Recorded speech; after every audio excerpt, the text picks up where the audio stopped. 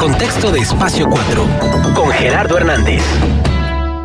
Gerardo, muy buenos días, un gusto saludarte. Juan, buenos días, Juan Marcelo, aquí el auditorio, con usted nuevamente, y esta semana que ya todavía que transcurre acerca más porque al final del sexenio del presidente Enrique Peña Nieto, y hemos visto justamente en las últimas horas en escena a tres presidentes que han sido electos presidentes. Por una parte, el presidente Enrique Peña Nieto, cuya ausencia de la presidencia de la administración ha llevado al país, como ningún otro sexenio reciente, a niveles de incertidumbre, de inseguridad pública, de violencia, de encono político, justamente por ese vacío que el presidente Peña Nieto ha generado por sí mismo. Los presidentes anteriores habían ejercido el cargo, sí, disminuidos por la presencia ya de un presidente electo, pero manteniendo el control del país en las condiciones que las propias circunstancias imponían. Felipe Calderón llegó hasta el final del sexenio con una presidencia bajo control, no hacía el país por la delincuencia, por la escalada de violencia que lo acompañó durante todo el sexenio. El propio presidente Fox, en la sucesión del 2012, llegó en esas condiciones, del 2006, en esas condiciones. Anteriormente Cedillo había entregado el poder también con un control de la República después de una crisis económica que recibió de la administración del presidente Carlos Salinas de Gortari. Pero lo que vemos hoy, insisto, es algo inédito para el país. Un presidente que abdica, que renuncia tácitamente a ejercer las facultades, las responsabilidades que la institución representa. Se han dejado espacios que la delincuencia organizada ha ocupado, sobre todo en sus últimos meses, un grave deterioro de la seguridad pública, una escalada de violencia que no respeta a ninguna institución. Vemos un país herido y cuyas lesiones se reflejan en millares de fosas clandestinas, en morgues móviles, como lo hemos visto en Jalisco, donde se transportan a cientos de cadáveres que tienen ya meses sin ser sepultados, y esto amerita pues una investigación, porque existen también millares de familias que están reclamando a las autoridades la aparición, vivos o muertos, de esposos, de hermanos, de familiares, de amigos. Un deterioro que, insisto, coloca al país en una situación de precariedad política muy grave, muy delicada. Una familia presidencial de este Ejecutivo Federal, Peña Nieto, que hasta el último instante de la gestión de la presidencia de Peña Nieto ha sido muy frívola en cuanto a su comportamiento, distinto a otras familias presidenciales, la de Cedillo, señaladamente la de Miguel de la Madrid, que tuvieron recato y respeto por la institución y por la posición que debe jugar la esposa del presidente, los hijos del presidente de la República. En este caso de la actual administración vemos a una familia presidencial, insisto, que sistemáticamente recurre a las revistas rosas del corazón para exhibir sus lujos, su glamour, sus preferencias por todo lo que representa imagen, aunque la respuesta del país es de repudio a ese tipo de actitudes. El presidente Peña Nieto ha pedido perdón por algunos escándalos que han ocurrido en su administración, que han sido muchos. Sin embargo, como nunca había ocurrido también, la sociedad mexicana no ha sido indulgente con Peña Nieto, como lo fue, por ejemplo, con Miguel de la Madrid, que tuvo también graves errores, que se ausentó de la presidencia después de los terremotos del 85. También lo ha sido, sobre todo con Ernesto Zedillo. Ese es un presidente, insisto, ausente, un presidente escapista, que evadió la realidad del país, política, económica y social, cuando la realidad lo alcanza, y prefiere ocultarse, prefiere esconderse, como lo hizo incluso como candidato en los baños de la Universidad Iberoamericana. Un presidente que no tenía la talla de estadista, un presidente Peña Nieto, sin la experiencia necesaria para ocupar tamaña responsabilidad. Había sido apenas diputado local en el Estado de México, fue secretario de Administración en el gobierno de su tío Arturo Montiel, uno de los 10 mexicanos más corruptos de la revista Forbes en 2013, y finalmente gobernador de un estado caciquil. De Peña Nieto no se distinguió en ningún momento por ser un gobernador de avanzada, un gobernador que colocara al Estado de México en los primeros lugares por seguridad pública, por inversión. No, es un estado que ha sido dominado históricamente por el grupo Atlacomulco, que sienta su poder justamente en los negocios al amparo del poder. Esta es un presidente que está en escena, que sale de escena, que regresa, pero un presidente finalmente ausente de sus responsabilidades, que dejó de gobernar mucho antes de las elecciones. Tenemos por otra parte un presidente electo, López Obrador, que llena esos vacíos que deja el presidente Peña Nieto, un presidente con un gran respaldo popular, el 52% de los votos emitidos el 1 de julio, que ha incluso ya suavizado algunas de sus posturas políticas, que insiste en la cuarta transformación. Veremos en qué consiste esta.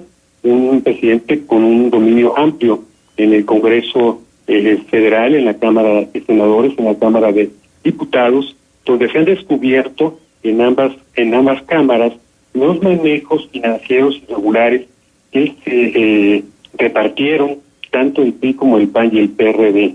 Un manejo discrecional del presupuesto del Congreso, que no es dinero del gobierno, es dinero de los mexicanos, que se malgasta en lujos, en coches, en seguros médicos, en todo tipo de extravagancias, en coches, en asesores, un gasto muy elevado que le cuesta al país miles de millones de pesos en detrimento de servicios públicos colapsados hoy, como es el de salud. Un López Obrador que llegó, insisto, con un gran respaldo social. ¿Qué va a pasar en el gobierno de López Obrador? Van a pasar cosas diferentes, indudablemente. Genera todavía escepticismo en algunos sectores, preocupación en otros, esperanza en otros grupos también. Sin embargo, los mexicanos, en su gran mayoría, votaron por un cambio real, un cambio incluso radical, con respecto a las formas que habíamos visto en los gobiernos de la alternancia de Fox, Calderón y Peña Nieto. Si los mexicanos en su mayoría hubieran querido que las cosas siguieran igual, pues hubieran votado por José Antonio Meade o electo a Ricardo Anaya. Sin embargo, el voto fue abrumadoramente expresado por un cambio que realmente le produzca al país un modo distinto de ejercer el poder, de hacer política, de atender a los sectores más vulnerables y sobre todo combatir la corrupción. En este tema de la corrupción, de la impunidad, el gobierno del presidente electo López Obrador debe ser inflexible, porque finalmente no se pueden perdonar actos criminales que han significado el quebranto para muchos estados de la República, entre ellos Coahuila. López Obrador puede perdonar, aplicando una metáfora, si le roban su Jetta, por ejemplo, pues es suyo, pero no puede perdonar daños causados al país por gobernadores, por el gobierno federal actual.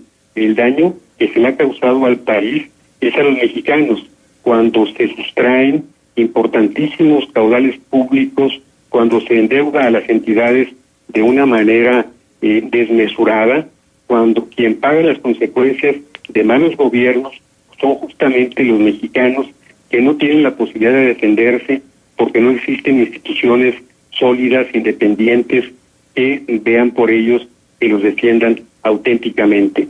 Este compromiso de López Obrador habrá que recordárselo sistemáticamente, aún antes de que tome posesión de la presidencia de la República. El daño causado al país es muy profundo y ha significado la vida de miles de personas. Entonces, puede López Obrador perdonar agravios personales, pero no agravios cometidos contra el país de funcionarios que han sido ineptos, que han sido incompetentes y con una gran voracidad en el manejo de los presupuestos federales. Y tenemos, por otra parte, la presencia en escena en los últimos días del presidente Ernesto Zedillo, un presidente que, sin ser político, le dio al país estabilidad durante su sexenio, después de haber recibido una crisis profunda en términos financieros y políticos.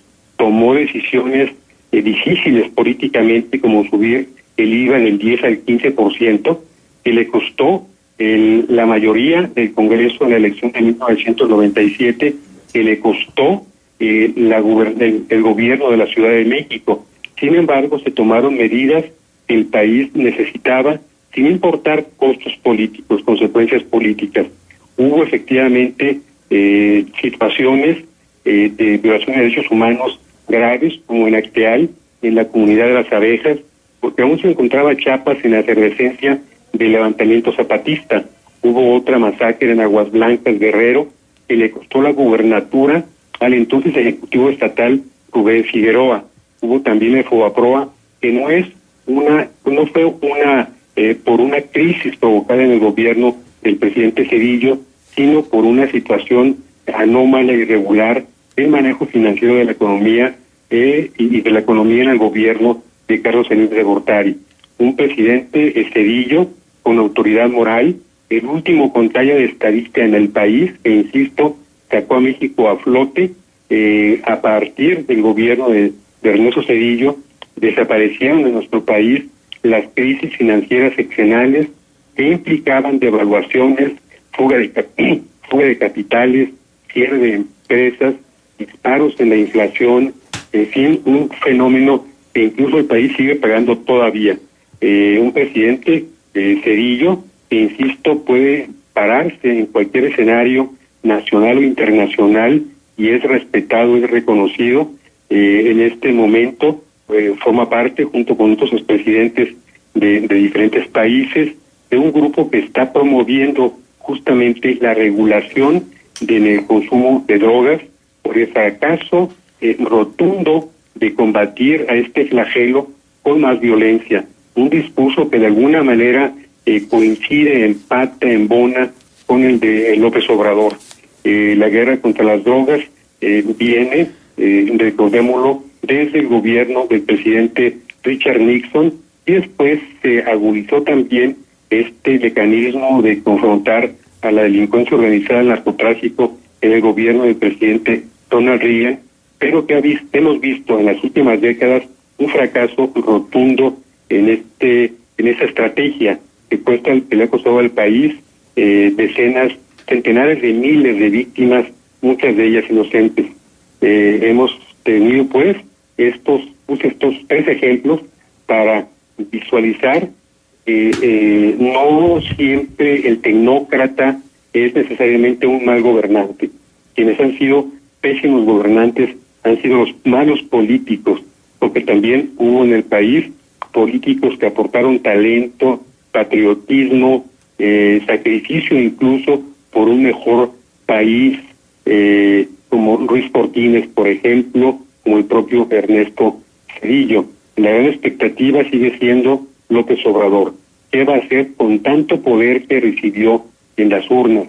Un resultado también atípico, porque sin tener un partido político como tal, Morena es un movimiento todavía, no está articulado como partido político, gana la presidencia con un amplio margen, la mayoría en las dos cámaras, 5 gubernaturas y seguramente 6 con la de Puebla, que con toda seguridad o se anula para que haya una nueva elección o se advierte el triunfo de la esposa del gobernador actual, Rafael Moreno Valle. Otro mensaje de las urnas el 1 de julio fue contra el nepotismo. No acepta el país ya que un gobernador deje como sucesora a su esposa, que un gobernador, como ocurrió en Coahuila, deje como heredero del cargo a su hermano. También vimos en Veracruz un rotundo no a la transmisión del poder entre padre e hijo. La derrota de los Yunes es un mensaje también contundente de los mexicanos de que se combatan este tipo de prácticas nepotistas, que lo único que pretenden y lo único que aspiran es al enriquecimiento de clanes, de familias, en detrimento y de la calidad de vida de los mexicanos.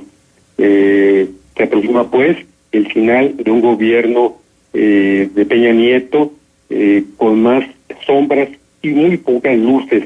Un gobierno que fue manchado casi desde el principio de la administración por el escándalo de la Casa Blanca, que le costó al presidente credibilidad y un repudio nacional que aún no termina y que al contrario ha crecido. Un escándalo internacional, el de Peña Nieto con la Casa Blanca, que le costó al país también descrédito internacional. Recordemos que por el escándalo de la Casa Blanca se cancela el proyecto del tren rápido entre México y Querétaro, presupuestado entre 1.750 millones de pesos, porque la empresa china que ganó como cabeza del consorcio tenía como asociada al grupo IGA, dueño de la Casa Blanca. Es decir, un gobierno que fue de traspiés en traspiés, de escándalo en escándalo. Que todavía el tema de la Casa Blanca y el tema de la cancelación del tren rápido México-Querétaro, por el cual el gobierno mexicano pagó cerca de 20 millones de pesos por indemnización, y sigue costando al país un descrédito internacional que también tendrá que afrontar López Obrador. Hay mediciones internacionales que colocan al país en su justa dimensión. En este caso, la Transparencia Internacional, donde ocupamos como país el lugar 136, 138. Después, es decir, sufrimos un retroceso como país, bajamos 35 posiciones únicamente en el sexenio de Enrique Peña Nieto. Insisto, habrá que ser los mexicanos muy críticos con el gobierno de López Obrador, señalarle que la bandera por la cual ganó la presidencia de la República fue combatir la corrupción y meter en la cárcel a los corruptos, no como una cacería de brujas, sino como un acto de elemental justicia por el daño causado a los mexicanos. Insisto, López Obrador puede perdonar, si está en su ánimo, agravios personales. Lo que no se le debe aceptar ni perdonar es que le dé vuelta a la página por actos de saqueo, de rapiña, de robo descarado a los mexicanos a través de los presupuestos. Yo creo que todos estamos de acuerdo, o la mayoría estamos de acuerdo con esto que tú señalas, y esta comparación que tú utilizas, bueno, pues si a él le dañan su yeta, está en todo el derecho de perdonar al que dañó su yeta porque es de su propiedad, pero lo que es propiedad de la nación, él no tiene ningún derecho a perdonar. Sin embargo, él ha dado muestras de que pareciera como si el país va a ser suyo. Y ya dijo que, por ejemplo, a Rosario Robles no se le va a investigar, no se va a hacer nada con Enrique Peña Nieto. Ya habló de la amnistía, de una serie de cuestiones que le han generado muchas críticas, aunque también hay otro sector de la población que dice, bueno, es que todavía no toma posesión. Ahorita es presidente electo, pero vamos a ver qué pase después del 1 de diciembre, ya cuando sea presidente constitucional, y a ver si sigue manteniendo eso, porque hay quienes dicen, no, es que sí va a hacer justicia, pero hasta que llegue a la presidencia. Ahorita tiene que guardar cierta imagen, eso por un lado.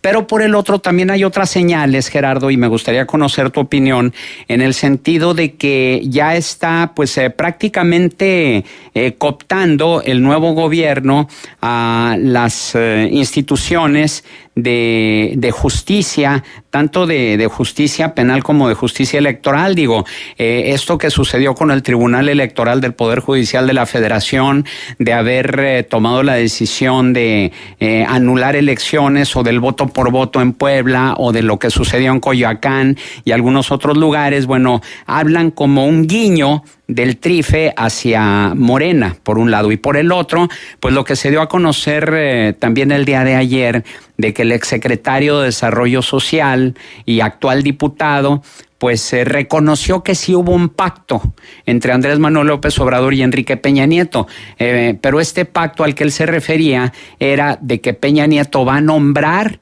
al fiscal general, pero que designe a Andrés Manuel López Obrador. ¿Qué señales nos dan todos estos puntos, Gerardo? Sí, lo que está haciendo López Obrador es llenar el vacío que deja Enrique Peña Nieto. Si no estuviera en la escena López Obrador, sería peor para el país la falta de rumbo, la falta de conducción política. El periodo de toma de posesión con respecto a la elección en México, lo hemos comentado en este espacio, es demasiado largo. En Estados Unidos es de 2 meses, en Francia es de 15 días, en España es también de 2 semanas, en Canadá es de 1 semana. Aquí los periodos son tan largos porque responde a un esquema, a un modelo, a un diseño político. El presidente de la República, desde 1929 en México, cuando nace el PRI, imponía sucesor. El sucesor, en correspondencia, dejaba que el presidente que lo había impuesto tuviera hasta medio año para despedirse del país, para organizar homenajes, reconocimientos en los cuales nadie creía. Los plazos en México se acortaron apenas 1 mes.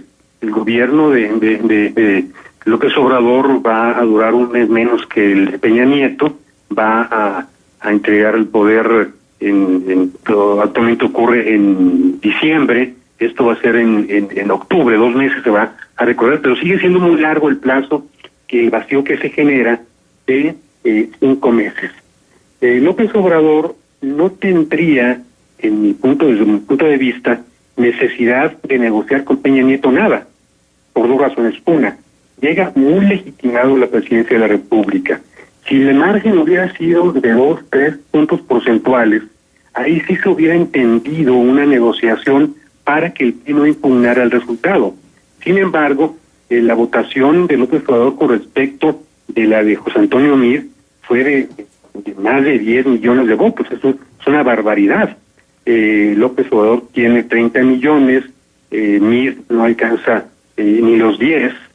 Por otra parte, si fuera un presidente Peña Nieto un líder fuerte, un líder con autoridad moral, política, con respaldo popular, y no con un repudio del 80%, entonces habría necesidad de que se negociara entre un presidente con una gran legitimidad, López Obrador, y un presidente fuerte, Peña Nieto, que no lo es, algunas posiciones políticas. Lo que estaba aplicando López Obrador, desde mi punto de vista, insisto, es navegar según las circunstancias, esperar al 1 de diciembre para empezar a tomar decisiones. Ya nombró gabinete, ha hecho cambios incluso en el gabinete sin que aún tome posesión ese equipo de trabajo. Lo que yo vislumbro es que López Obrador se va a apoyar en la ONU para que se forme, como en Guatemala, un grupo que investigue a profundidad casos tanto de violaciones de derechos humanos como ocurrió en Guatemala y que derivan en la renuncia y detención del presidente de ese país, y que sea un organismo mixto de Naciones Unidas y de México el que investigue casos de corrupción, casos de violación de derechos humanos. Se le criticó mucho a López Obrador el discurso polarizante que utilizó en otras campañas políticas. Hoy, en la circunstancia del país, de una gran inseguridad, creciente inseguridad pública, de encono social, de incapacidad del gobierno para transitar de una manera más suave esta última etapa de la administración, si se le agrega un discurso también que polarice o que perturbe el país, esto sería peor. Yo creo que López Obrador tiene muy claro que si llegó a la presidencia fue justamente porque el reclamo, por un clamor nacional de cambio, por un hartazgo contra la corrupción, los partidos políticos de cualquier signo, sea PRI, sea PAN, sea PRD. Debe haber de parte del presidente Peña Nieto una gran preocupación en este discurso que dio en el Estado de México cuando asiste al informe de su primo Alfredo del Mazo de que va a regresar a vivir a Toluca, que no va a causar molestias. Pues quizá no las cause, pero el daño que le hizo el país es gravísimo el que le hizo Enrique Peña Nieto. Vemos en otros países, en Argentina, en Guatemala, en El Salvador, en Brasil, en Perú, presidentes que están presos. O sea, no es que sea a voluntad de López Obrador aplicar la ley o no aplicarla. Es un reclamo social e internacional. Bien. Yo pienso que sí va a haber acciones contra políticos corruptos en la próxima administración. Muy bien, Gerardo, pues muy interesante, como siempre. Si quieres compartir un punto de contacto con el auditorio. Con mucho gusto, gerardo.espacio4@gmail.com. Gracias, Gerardo Hernández González, periodista, director de Espacio 4.